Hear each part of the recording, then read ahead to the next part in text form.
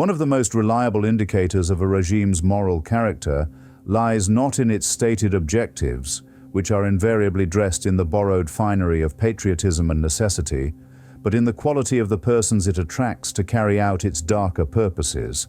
By this measure alone, the Trump administration's frantic recruitment drive for immigration and customs enforcement agents represents something more troubling than mere governmental incompetence. It constitutes a confession. The details, as reported by investigators, would be farcical if they were not so genuinely sinister. Homeland Security Secretary Kristi Noem, a woman whose principal qualification for overseeing the deportation of millions appears to be her published admission to having shot her own dog for being insufficiently obedient, has presided over a recruitment operation that has become, in the words of those within her own department, a complete disaster from beginning to end. The quota is 10,000 new agents by year's end. The result is a menagerie of the unfit, the illiterate, and the suspect. Consider what manner of individuals are now being handed badges, firearms, and the authority to kick down doors and separate families. Among the recruits reportedly processed through the Federal Law Enforcement Training Center in Glencoe, Georgia, one finds applicants who can barely read or write, a disability that presumably poses no obstacle when one's principal duty is to determine whether a face looks sufficiently foreign. There was the 469-pound gentleman whose own physician had already declared him medically unfit for physical activity, yet who was nonetheless deemed suitable material for an agency that styles itself as a muscular instrument of border enforcement. The vetting process has been so perfunctory that recruits were flown to Georgia before their drug test results had returned, some of which, it was subsequently discovered, were positive. Others arrived bearing tattoos associated with gangs and white supremacist organizations, these adornments only becoming visible when shirts were removed during physical training. Anything that they think may have a pulse, they're moving through, one DHS official told reporters, with the sort of gallows humor that tends to flourish among professionals watching their institution being dismantled from within. Another offered the assessment that the department was now employing people who are not equipped to tie their own shoelaces. This would merely be an expensive joke on the American taxpayer. The recruitment drive offers signing bonuses of up to $50,000 as part of a broader $30 billion deportation initiative, were it not for the rather important detail that these individuals are being armed and dispatched to exercise state power over human beings. The training itself has been compressed with the same indecent haste. What was once a 16-week program has been truncated to as little as 6 weeks. A 5-week Spanish language module, somewhat useful, one might think, when one's principal interactions are with Spanish-speaking populations, has been replaced with translation gadgets. The Academy has apparently determined that cultural competence and linguistic capability are luxuries that the urgency of the moment cannot accommodate. What matters is warm bodies, preferably ones animated by the proper spirit of resentment. Those who possess even a passing familiarity with the darker chapters of the 20th century will recognize this pattern. The Sturmabteilung, the Nazi Party's original paramilitary wing, was not, in its earliest incarnation, an elite force. It was a repository for thugs, the unemployable, and those whose grievances could be most easily channeled toward vulnerable targets. Ernst Röhm did not recruit on the basis of intellectual distinction or moral caliber. He recruited on the basis of willingness. The SA attracted men who wanted permission to be violent, and the party was only too happy to provide it. The historical parallel is not exact, no historical parallel ever is, but the underlying dynamic merits attention. When a regime requires a rapid expansion of its coercive apparatus, it necessarily lowers its standards, and in doing so reveals what those standards actually were. Secretary Noem, for her part, has responded to these revelations with the characteristic blend of denial and self-promotion that defines this administration. She poses for glamorous photographs in tactical gear during raids, earning her the sobriquet Ice Barbie, while her department insists that the vast majority of new officers are experienced law enforcement professionals who have already completed training elsewhere. Yet the internal documents and testimony of her own officials tell a different story.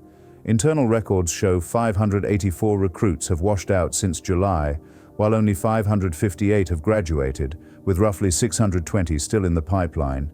The incidents of violence, sexual misconduct, and general indiscipline at the training facility suggest that whatever screening process exists is functioning rather as a sieve, with holes large enough to accommodate almost anything. One recruit was arrested for allegedly attacking a bus driver and destroying his phone. Another barged into a female trainee's dormitory uninvited. A third allegedly groped a woman during training. Some recruits, it emerged, had pending criminal charges against them at the time of their acceptance. The official response has been to handle such matters internally, a phrase that, in bureaucratic parlance, typically means that accountability will be treated as an inconvenience rather than an imperative. The recruitment advertising itself offers a window into the ideological underpinnings of this exercise. DHS social media accounts have deployed imagery and messaging that critics have identified as appealing to white nationalist sentiment, medieval motifs, calls to defend your culture, and advertisements that specifically target officers in sanctuary cities, with rhetoric suggesting they have been ordered to stand down in the face of immigrant criminality. The message is not subtle. Join us, and you will finally be permitted to act on impulses that civilized society has hitherto constrained. This is the authentic face of the administration's immigration policy, not the solemn invocations of national security and the rule of law that issue from press conferences, but the actual human material being assembled to execute the policy on the ground. An agency seeking to deport 3,000 people per day, the stated target, requires not thoughtful professionals capable of distinguishing between a visa overstay and a violent criminal, but a volume of personnel sufficient to the scale of the operation. Quality becomes an impediment to quantity. Discrimination becomes a feature rather than a bug. We have already witnessed the consequences of this approach in the field. American citizens have been detained because of their surnames or complexion. Families have been raided in error. The wrong people have been arrested in the wrong homes in the middle of the night. These are not anomalies. They are the predictable outcomes of arming people who cannot, in the memorable phrase of one official, tie their own shoelaces, and dispatching them to make consequential decisions about human liberty under conditions of haste and hostility. Hannah Arendt, whose analysis of totalitarianism remains indispensable, observed that one of the most insidious features of authoritarian systems is their ability to normalize the unthinkable through bureaucratic routine. The processing of human beings becomes paperwork. The exercise of violence becomes procedure. The individual agents of such systems are rarely monsters. They are more often mediocrities who have found in the apparatus of the state both employment and meaning. The banality of evil, as Arendt termed it, consists precisely in this ordinariness, this transformation of atrocity into office work. What we observe in ICE's recruitment crisis inverts Arendt's formula while arriving at a similar destination. This is not the cold efficiency of bureaucratized evil, but its slovenly American cousin, the bureaucratization of cruelty, combined with the entrepreneurial sloppiness of a government that treats expertise as elitism and competence as an optional extra. The administration wants the deportations, wants the raids, wants the televised spectacles of force, but it does not wish to invest the time and resources necessary to ensure that the force is exercised with any degree of precision or professionalism.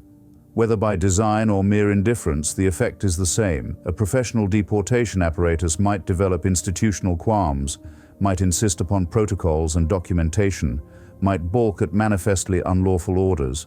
An army of hastily assembled incompetents, grateful for their $50,000 and their newfound authority, is unlikely to trouble itself with such niceties. Kristi Noem's position is reportedly increasingly vulnerable within the administration, not, one suspects, because of the ethical catastrophe she is overseeing, but because of the political embarrassment it represents. The machine must appear to function even as it malfunctions.